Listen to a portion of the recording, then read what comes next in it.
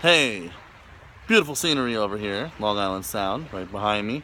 So, what do I want to talk about today? I want to talk about I'm tired of people complaining, usually writers, creatives, that they only get paid in exposure, or they're not getting paid enough, or people don't seem to value their work, they can't make a living from it. Well, guess what? You might not be able to make a living from it.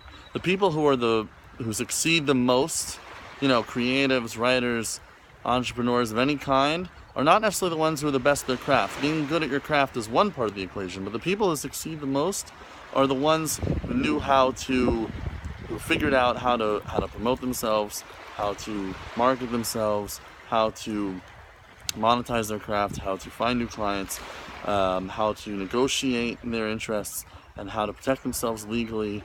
If you can't do that, if you can't, the ones who succeeded the best are the ones who knew how to turn it into a business. Otherwise, it's just a hobby and it's just for fun, and you probably won't be able to make a living from it. So what I want to say is stop complaining so much about not being paid enough or not getting paid. Don't rail against the market. The market is the market is the market, and it does not help to complain about it.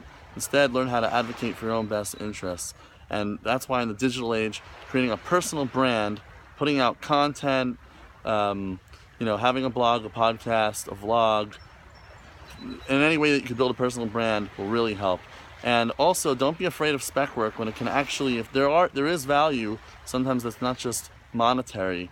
Sometimes the exposure, the brand awareness can be very helpful. For example, I'm a Huffington Post blog contributor, and that helps me get my name out there and also has gotten me real leads and even real clients, and it helps build your credibility and your helps you build your credibility, helps you show you have a knowledge and leadership, thought leadership, and often it lends some authenticity and some it shows that you know what you're talking about, you know what you're doing, and that helps give you leverage when you're then negotiating and finding paid work.